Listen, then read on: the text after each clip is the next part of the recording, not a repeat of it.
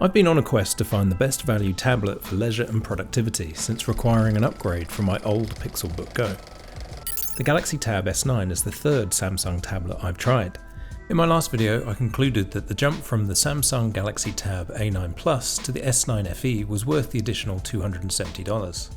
I was so impressed with the performance that I had to know whether I could see a similar level of performance increase versus value going from the S9 FE to the S9. However, the delta in cost is much greater between the two devices, begging the question, is the S9 really $500 better than the S9 FE? In this video I explore whether the Tab S9 is really worth the upgrade or whether you can save your money and stick with the S9 FE.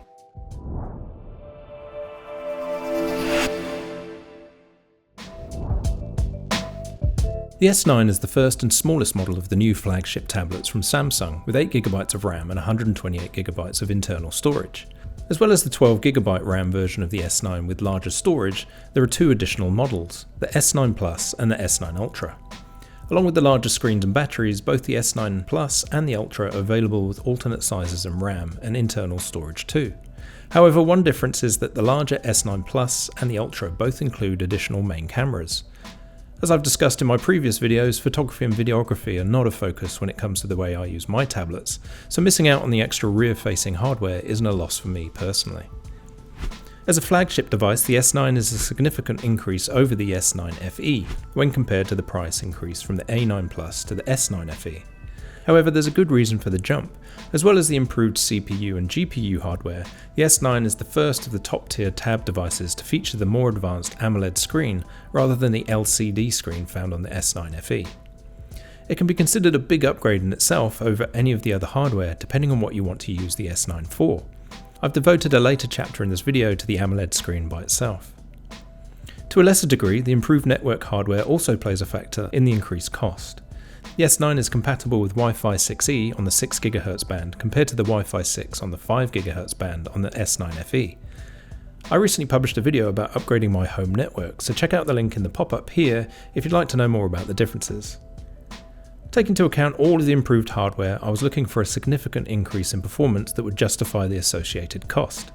My expectation was that I really wanted the S9 to greatly improve my daily user experience compared to using the S9 FE. The design of the S9 is almost identical to the S9 FE. There are some subtle differences such as the new designated spot for the accompanying S Pen. The dimensions are also nearly identical too, however the S9 is actually fractionally slimmer. This is even despite the slightly bigger 8400 mAh battery, and this is due to the use of the AMOLED screen as I explain in a later chapter of this video. Other than the tablet, the box contains the official USB-C to USB-C charging cable and the requisite SIM tray pin to access the microSD slot. Finally, the case I purchased with the tablet further reinforces the fact that the S9 FE and the S9 are very closely related, as they both share the same design with its built-in stand.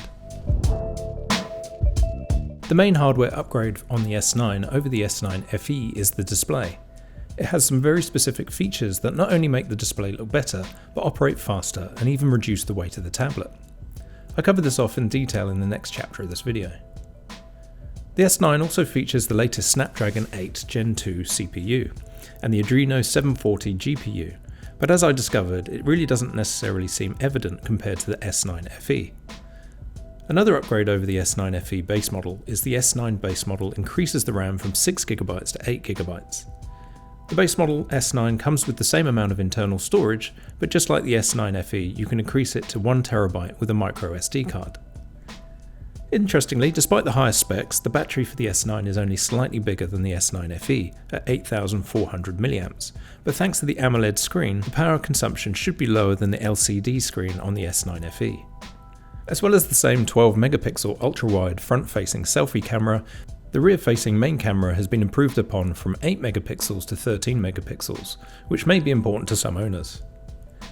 Finally, the S9 also includes IP68 rated protection against water and dust, just like the S9 FE. While discussing the hardware, it's worth making mention of some of the software features that come with the tablet due to the recently launched One UI 6.1 operating software. Samsung's flagship devices have just received the latest OS update that include Note Assist, Photo Assist and Transcript Assist. All three utilise the more powerful hardware to run the AI-assisted features, which can be useful for productivity. Note Assist can help you save time by turning any quick notes you jot down into more workable documents for future reference. Photo Assist enables more advanced photo editing features. And Transcript Assist leverages the AI to convert voice recordings into transcripts. As mentioned, the AMOLED display on the S9 is probably the most important upgrade. There are obvious and less obvious benefits to more advanced technology over the LCD screens used on a less expensive range of Samsung tablets. AMOLED screens are an advanced version of OLED that is thinner, lighter and more flexible, which makes them perfect for use on mobile devices. AMOLED screens provide a superior viewing experience than LCD thanks to better colour reproduction and a much broader 2,000,000:1 contrast ratio. What's more, the AMOLED display will also reduce harmful blue light emitted compared to LCD displays, which is only a good thing in our modern lives. However, other benefits include the fact the AMOLED display in the S9 will actually use less energy than the LCD display in the S9 FE, prolonging battery life. This is thanks to the fact that rather than being persistently backlit, the pixels within the AMOLED display are self-illuminating. AMOLED displays are also super thin because they are self-illuminating, whereas LCD displays require a substrate of the display to produce light to operate. Reducing the thickness of the display is probably the main reason the S9 is actually marginally thinner than the S9 FE by comparison. This also explains how Samsung made the battery in the S9 to be only marginally bigger than the S9 FE, despite the other more advanced hardware in the device. Displays are usually the most power-hungry component of any device, so reducing the power consumption means you can reduce the size of the battery. Another important benefit is that AMOLED screens have a higher refresh rate, enabling the S9 to achieve 120Hz, rather than the slower 90Hz on the S9 FE or the A9 Plus. Using the tablet will feel even more fluid and smooth by comparison in compatible apps and the user interface as a whole. You'll notice in the marketing for the S9 series that Samsung refers to their hardware as using Dynamic AMOLED 2X displays. Dynamic AMOLED display is the next generation of Super AMOLED. Specifically in Samsung's case, the 2X relates to the upgraded screen refresh rate from 60Hz to 120Hz. Super AMOLED displays are a more sophisticated version of the technology, which embeds the touch screen directly into the display instead of requiring another substrate. Again, another contributor to the thinner profile and lighter weight of the S9 in comparison to the S9 FE. This latest iteration not only further optimizes the colour and contrast, but enables even brighter displays too. The display looks great thanks to the high resolution and the 120Hz refresh rate, which makes interacting with the tablet very pleasant. I don't really play action games that require the high refresh rate, but from my limited testing on various games, I certainly didn't notice any issues. Wi-Fi 6E compatibility is much appreciated, specifically for downloading large files, which I use a lot between my computer and the tablet. However, it has to be said that when streaming, I really haven't noticed a significant improvement in the user experience that would necessarily justify the extra bandwidth. It also has to be said I haven't really noticed the improved CPU and GPU hardware when comparing the performance with the S9 FE. I did try my hand at video editing using Adobe Rush, as I use Adobe Premiere on my main computer. However, the limitations of Adobe Rush means that even with the increased specifications, the tablet really isn't suitable for editing. I can't really edit videos the way I would like to on my desktop computer, as a lot of the features are missing from Adobe Rush.